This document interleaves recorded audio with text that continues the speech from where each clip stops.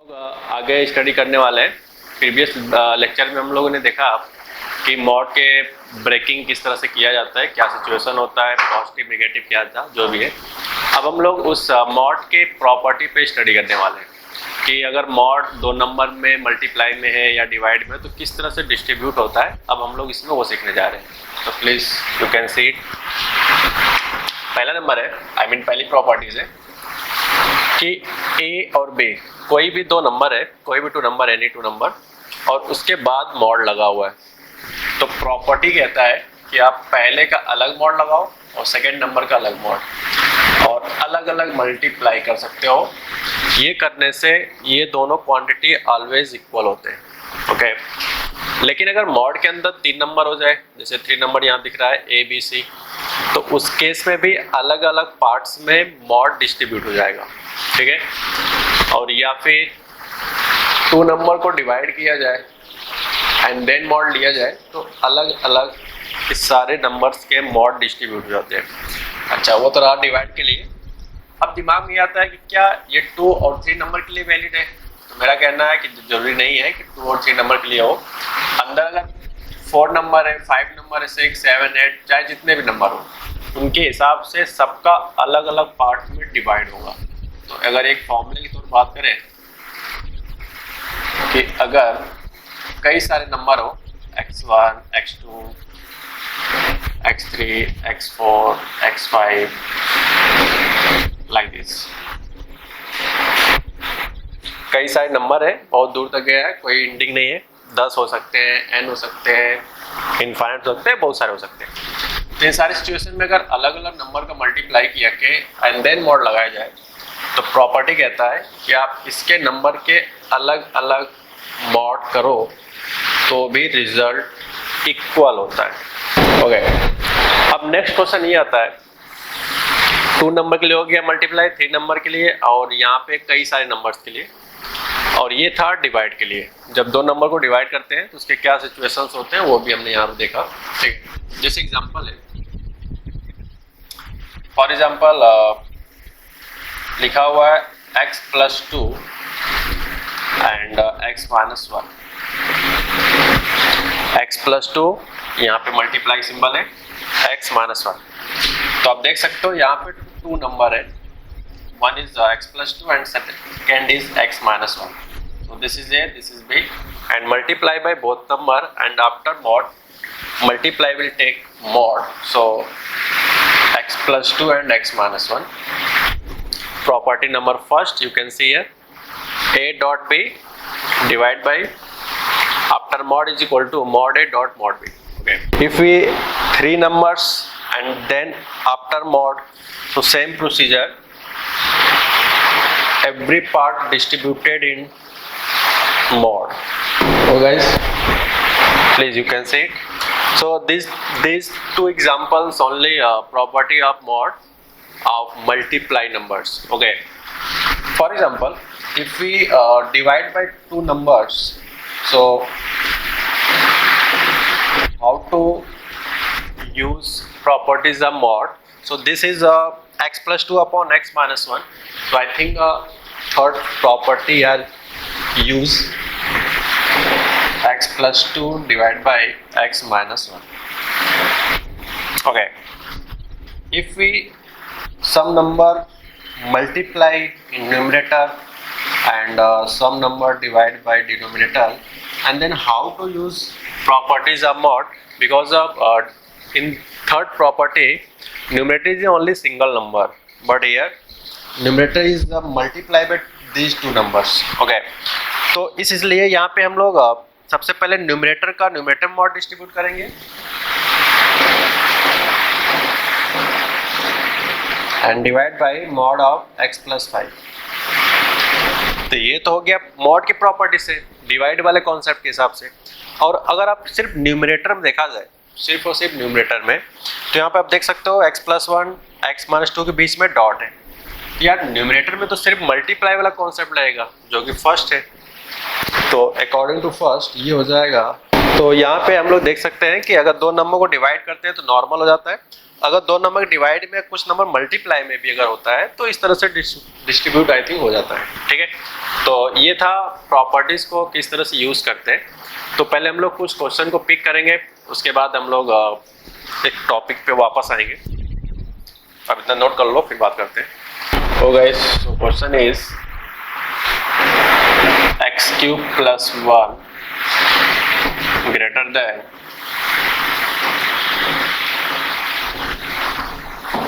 like this. Okay, sorry यहाँ mod नहीं है, मॉड होता तो इजी क्वेश्चन हो जाता, फिलहाल विदाउट मॉड थोड़ा अच्छा बन जाएगा थिंकिंग बेस के लिए। Please you can check it every part.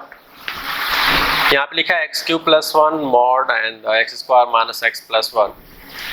तो यहाँ पे अगर हम बात करें इस पार्ट के फैक्टराइजेशन का, सो आई थिंक AQ + BQ के हिसाब से ओपन कर सकते हैं हम लोग।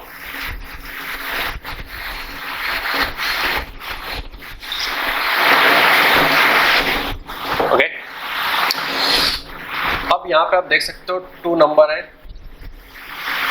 फर्स्ट एंड सेकेंड, उसके पार्ट मॉड लगा हुआ है। तो आप देख सकते हो यहाँ पे ये वाली प्रॉपर्टी लगा सकते हैं, आई मीन फर्स्ट वाली। तो क्या हो जाएगा, x + 1 mod ऑफ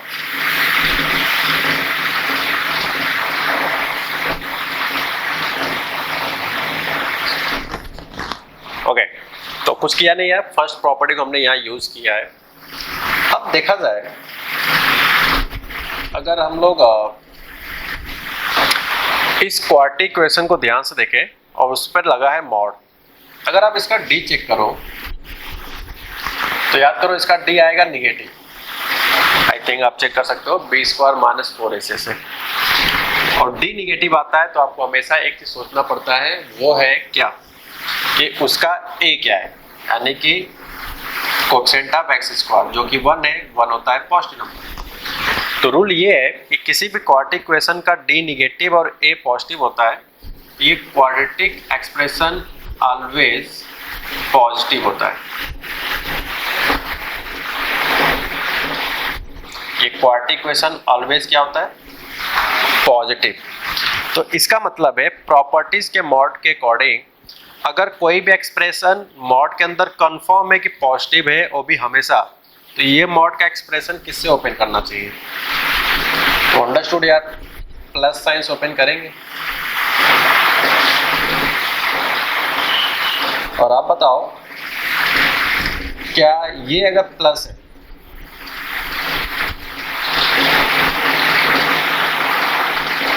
ऑलवेज, तो क्या हम लोगों ने एक चीज पढ़ा हुआ है इनक्वालिटी में, किसी भी पॉजिटिव नंबर से अगर इनक्वालिटी में डिवाइड करें तो इनइक्वालिटी में कोई भी चेंज नहीं होता है।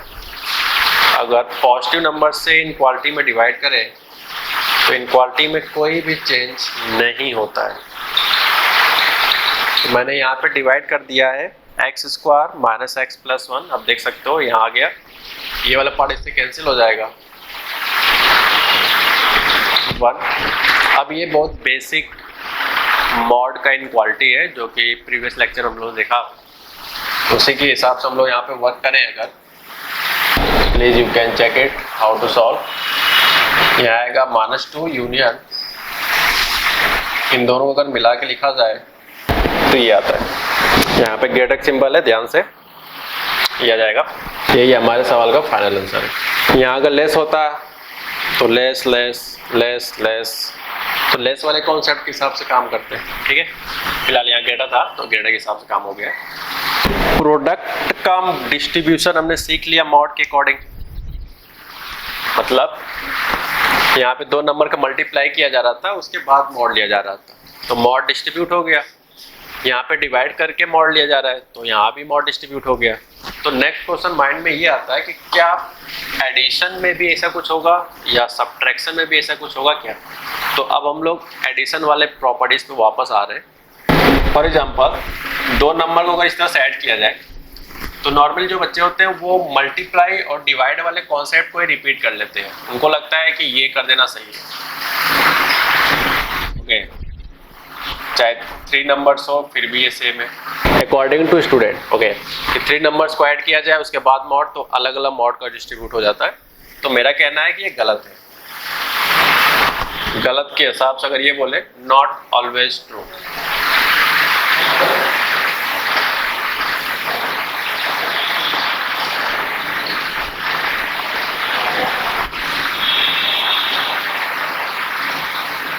अब ये क्या बात है यार कि हमेशा सही नहीं होता है। अब मैंने नॉट ऑलवेज भी लगा दिया, मतलब हमेशा सही नहीं होता है। इसका मतलब है कि कभी ना कभी तो सही होता होगा। तो वो कब सही होता है ये बात हमेशा वो हम डिस्कशन अभी करेंगे। फिलहाल देखते हैं कि जब यार ये गलत है तो इसको पढ़ क्यों रहे हैं, और इसलिए पढ़ रहे हैं क्योंकि ये ऑलवेज सही नहीं होता है। क्या बन करके आप लिख दो हाँ ये बात हमेशा इसके इक्वल है। तो ऑलवेज क्या सही होता है अब मैं वो बताने जा रहा हूँ। ऑलवेज जो सही होता है वो इनइक्वालिटी में सही होता है।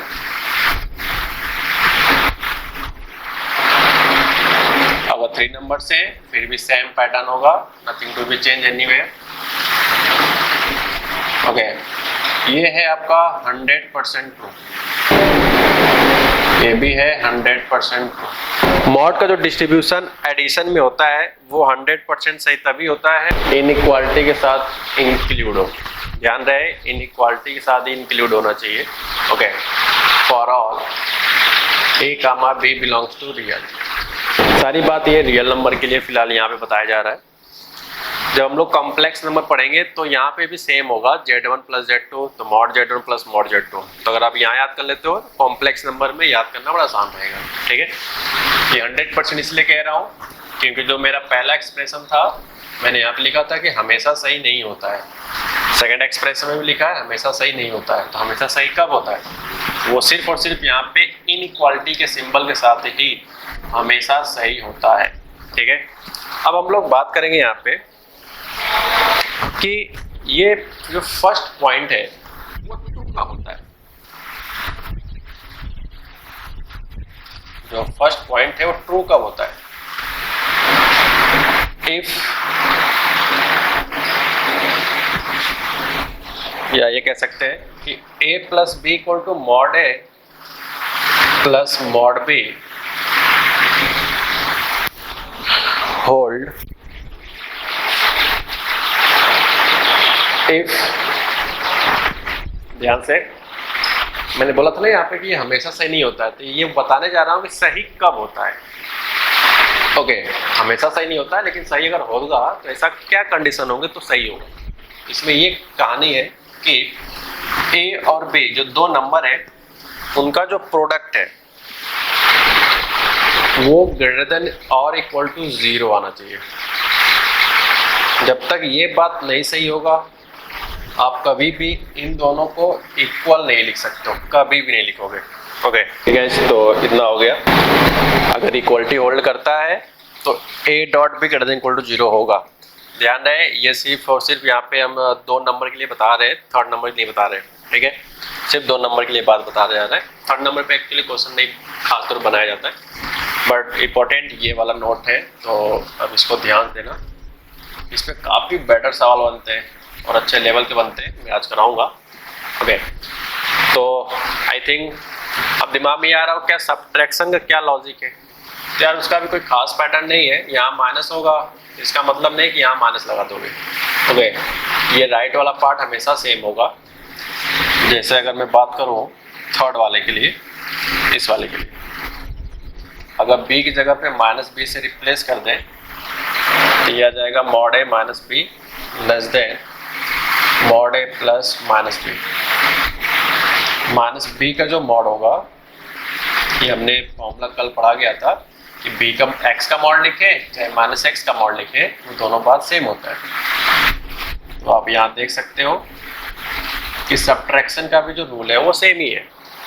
यहाँ पे माइनस दिख रहा है लेकिन राइट साइड का जो पोर्शन है वो दोनों के लिए सेम आ रहा है। तो इसलिए कह रहा हूँ कि आप यही वाला याद रखो, माइनस के लिए सवाल नहीं बनाए जाते जनरली, वो प्लस वाला आप याद करो, माइनस वाला अपने आप क्वेश्चन के अकॉर्डिंग हम लोग सीख जाएंगे। ठीक है, तो ये सारे फॉर्मूले हमने बता दिया है, तो एक बार आप देख लो, सही रहेगा।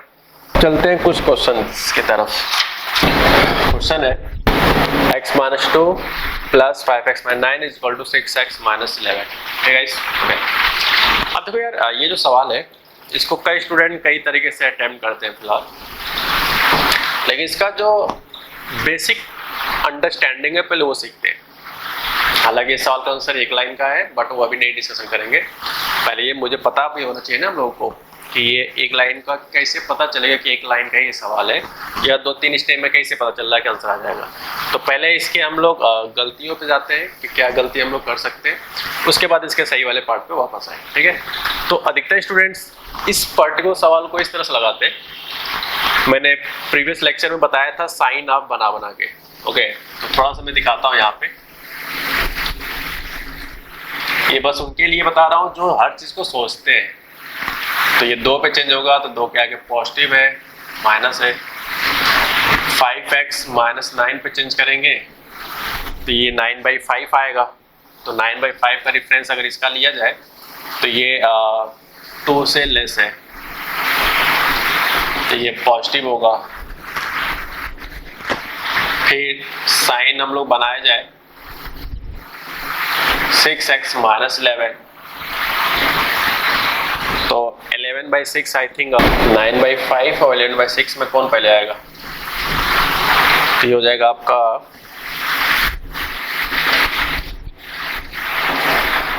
तो 11/6 हल्का सा ज्यादा है तो मैं यहाँ लिख देता हूँ। ओके,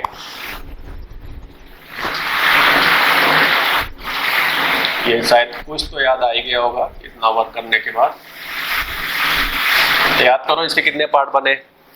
फर्स्ट, ये सेकंड, ये वाला रीजन थर्ड, और ये वाला रीजन है फोर्थ। यानी कि इस सवाल को अटेंड करोगे तो 4 केसेस मान चलना पड़ेगा। ठीक है, इस चीज को सॉल्व करेंगे तो 4 स्टेप्स मान चलने पड़ेंगे। आप सोच सकते हो कि 4 केस मानेंगे वो बहुत लेंदी चला जाएगा। ओके, बट हाँ आंसर आएगा, नो डाउट। इसका भी आंसर वही आएगा जो अभी मैं बताने जा रहा हूँ। तो इस मेथड से भी आप लगा सकते हो 4 केस मान के। फर्स्ट केस होगा <= 9/5, सेकंड केस होगा 9/5 से ज़्यादा, 11/6 से कम, और सेकंड है थर्ड 11/6 से 2, दिस इज 2, और ये रीजन होगा आपका 2 से ग्रेटर। तो इस तरह से 4 केसेस बनाने होंगे आपको। उसके बाद सिचुएशन हिसाब से कंडीशन देख कर हम लोग आंसर टिक करेंगे। ठीक है, लेकिन ये अगर इस तरह से अगर हम बात किया जाए तो एग्जाम के पैटर्न से अगर देखा जाए तो ये काफ़ी लेंदी है और टाइम भी नुकसान होगा हम लोग का। ठीक है, बट हाँ ये आप लगा सकते हो, खुद से अटेम्प्ट करके वेरीफाई कर लेना कि आंसर मैच करता है कि नहीं। अब इसमें थिंकिंग क्या है वो देखें।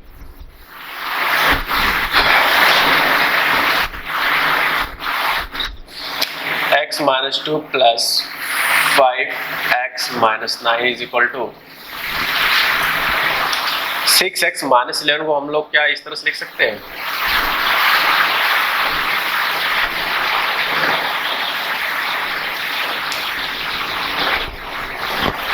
इस बात को क्या मैं ऐसे लिख सकता हूँ, देखो x 5x 6x - 2 - 9 - 11। तो यहाँ पे देखो अगर एक बात, तो ये बड़ा कॉमन सी है।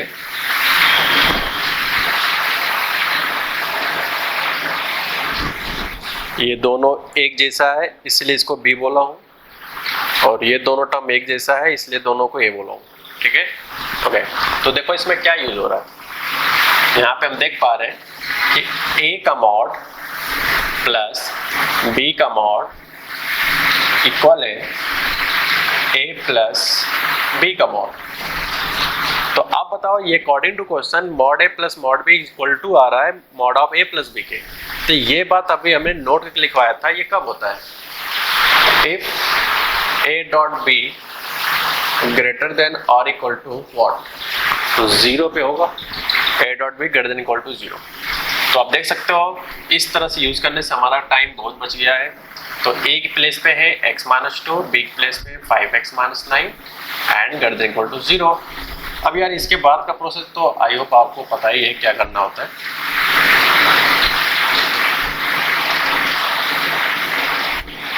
तो आंसर चाहिए अपने को पॉजिटिव, तो पॉजिटिव वाला रूप कहाँ से कहाँ है, -∞ से लेकर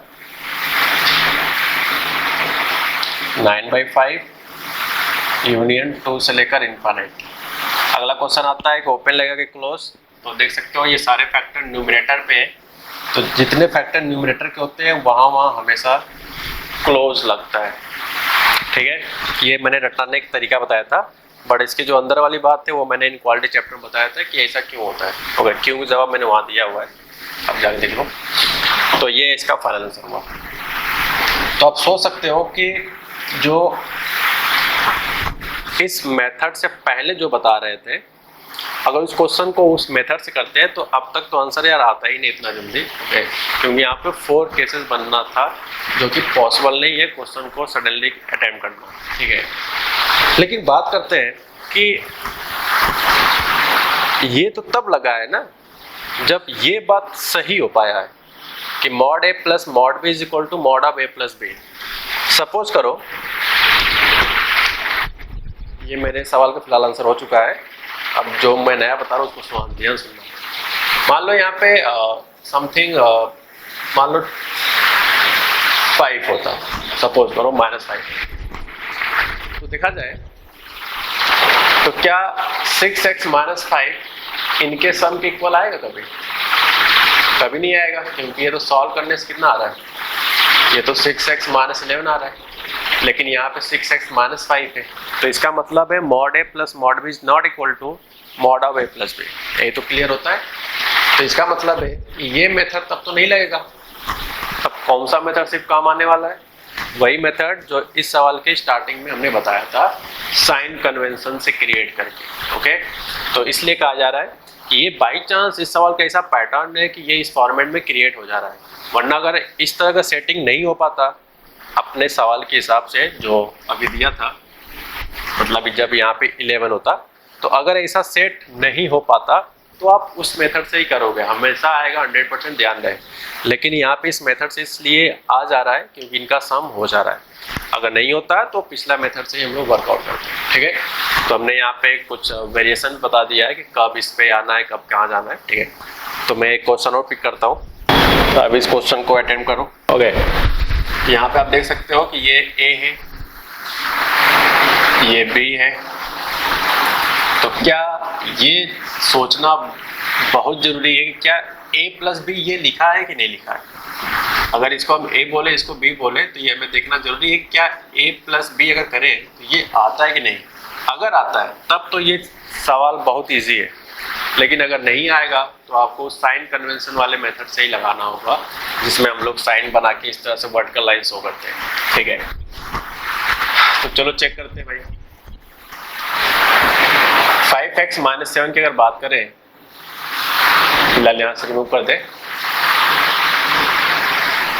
तो इसको हम लोग लिख सकते हैं x² - 1 plus this is a, this is b, so this is what a plus b। क्यों कह रहा हूँ आगे बढ़ के a प्लस b? अगर अब इनको ऐड करो, सो आफ्टर ऐड ये नंबर आएगा, -x² से खत्म, प्लस का 5x - 1 - 6 - 7। ओके, तो यहाँ पे भी क्लियर हो रहा है, here clearly mod of a plus mod of b is equal to mod of a plus b।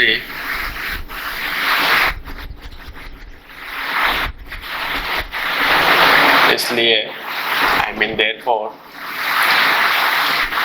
Possible है when a dot b, this is not dot, this is into actually, a into b greater than equal to 0। ठीक है, इस a की जगह क्या लिखा है अपना, x² - 1 - x² plus 5x - 6 greater than equal to 0। वो लोग सोच रहे होंगे कि मॉड क्यों नहीं लिखा जा रहा है यहाँ पे, तो बेटा मॉड थोड़ी यहाँ लिखा जाएगा, फॉर्मूले में ये a लिखा होता है ना, जो मॉड के अंदर होता है। मॉड के अंदर जो लिखा होता है वो b होता है, इसलिए मैं अंदर वाले को b बोल रहा हूँ, ना कि मैं पूरा। ठीक है, सो अकॉर्डिंग फॉर्मूला मॉड के अंदर वाले को ही b बोला जाता है, तो वही b यहाँ लिखा है। ठीक है, इसलिए मैं यहाँ पे मॉड नहीं लगा रहा हूँ। अब तो यार ये बहुत ही बेसिक सवाल हो गया है, मतलब कि इसको आप आग बन के लगा सकते हो। इसमें से माइनस कॉमन ले लो अपने कंफर्टेबल के लिए। इसका जब फैक्टर करोगे आप तो आएगा, ओके आप करके देख लो,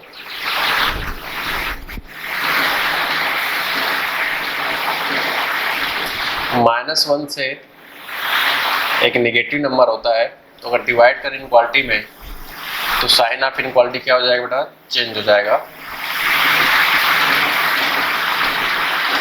ठीक है गाइस, उसके बाद का प्रोसेस आपको पता है, POI लिखा जाता है, पॉइंट ऑफ इन्वर्जन। मैं यहाँ पे इसलिए लिख के दिखा रहा हूँ, थोड़ा सा बड़ा नंबर है, 4 फैक्टर, इसलिए ये यहाँ पे नहीं सही में आ रहा है। सिर्फ एक रीज़न है कि आप इनक्वालिटी नहीं पढ़े हो। आप पहले जाके इनक्वालिटी देखो, उसके बाद यहाँ पे आना।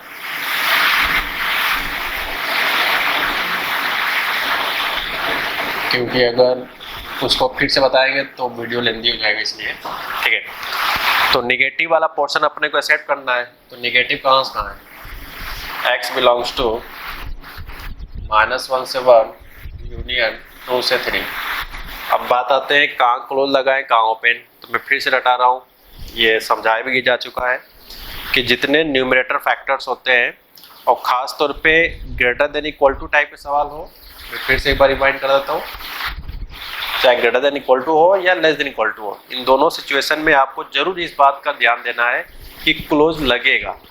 अब लगेगा कहाँ कहाँ नहीं लगेगा, उसका लॉजिक होता है, वो मैंने इनक्वालिटी पढ़ाया है, एक बार यहाँ बता देता हूँ। इनक्वालिटी इस तरह जब भी होते हैं या greater than equal to 0 type के, इन सारे सिचुएशन में क्लोज सिर्फ वहाँ लगता है जहाँ पे ये न्यूमरेटर वाले फैक्टर 0 होते हैं। तो जिस x पे 0 होते हैं वहीं सिर्फ क्लोज लगता है। ठीक है, फिलहाल इस केस में आप देख सकते हो सारे फैक्टर न्यूमरेटर में ही है, तो इसलिए मैं हर जगह पे क्या लगा दे रहा हूँ, क्लोज। ये आपका फाइनल आंसर होता है। ठीक है, तो इस तरह से हम लोग इस चैप्टर को आई थिंक फिनिश करते हैं। एक प्रॉपर्टीज़ है, उसको भी देख लेते हैं, उसके बाद ये चैप्टर ख़त्म हो जाएगा। प्रॉपर्टी क्या है, फॉर्मूले के तौर पे देख लो। फॉर्मूला क्या है देखते हैं, mod A is equal to mod B for all A belongs to real. ध्यान रहे क्या लिख रहा हूँ, एक नंबर ए है जिसका मॉड लगाया गया है, और एक नंबर बी है जिसका मॉड लगाया गया है। दो मॉड अगर आपस में इक्वल है, ध्यान रहे बेटा, इस मॉड के बगल में भी कुछ नहीं लिखा है, पहले वाले मॉड के इस साइड में कुछ ना ऐड है ना सब्ट्रैक्ट है, ना इधर ऐड है ना सब्ट्रैक्ट है। ठीक है, तो ये फॉर्मूला तभी पढ़ रहे हैं हम लोग जब सिंगल मॉड हो, left side and right side भी एक सिंगल मॉड हो। तब प्रॉपर्टी कहता है कि a equal to plus minus B लिख दो आप, a बराबर प्लस माइनस बी, एक फॉर्मूला बन जाता है। ये अप्रूविंग यार बहुत ऑब्वियस है, आप चाहो तो उल्टा सोच लो, जैसे a बराबर प्लस माइनस बी, तो एक बार b रख के देखो यहाँ पे एक जगह पे, तो मॉड बी बराबर मॉड बी प्रूफ हो गया। एक बार माइनस बी रख के देखो यहाँ पे, तो माइनस बी, याद करो माइनस बी का मॉड वो मॉड बी भी लिख सकते हैं, ये कल प्रॉपर्टी पढ़ाया गया था। तो आप देख सकते हो लेफ्ट इक्वल टू राइट आ रहा है, इसलिए इस मॉड के दो कंडीशन बनाए जाते हैं, एक प्लस पे भी और एक माइनस पे भी। ठीक है, तो इस तरह से हम लोग फॉर्मूला रीड कर लिए। तो एक क्वेश्चन करना जरूरी भी है, जैसे फॉर एग्जांपल लिखा है गिवन दिस फाइंड x का मतलब रियल वैल्यू से, फिलहाल मैं लिखा नहीं पूरा, अंडरस्टूड है। गिवन एक एक्सप्रेशन दिया है, आई मीन एक इक्वेशन दिया गया है जिसमें first I mean left side भी मॉड है और राइट साइड भी मॉड है। तो इन दोनों मॉड के सिचुएशंस में हम लोग क्या करेंगे देखते हैं। तो आप देख सकते हो क्वेश्चन सॉल्व किया जा रहा है यहाँ पे। तो एक मॉड दूसरे मॉड के इक्वल होता है, तो थ्योरी कहता है कि पहला is equal to plus minus second. तो अब हम लोग प्लस साइन एक्सेप्ट करने के बाद क्वेश्चन को अटेंड करते हैं। So I think X square से एक्स स्क्वायर खत्म हो जाएगा, 10x equal to 6, so x equal to 3/5, पहला आंसर आ गया। माइनस साइन का पिक किया जाए,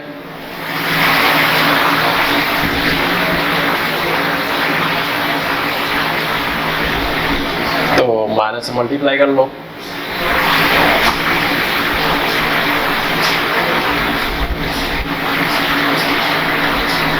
यह आ जाएगा 2x square plus 4x minus 4। अगर इसमें 2 से डिवाइड कर दिया जाए तो x square plus 2x minus 2, सीधा 4 फॉर्मूला लगा सकते हैं हम लोग। ये समझाने वाला पार्ट नहीं है, इसलिए मैं ज़्यादा बोल नहीं रहा हूँ।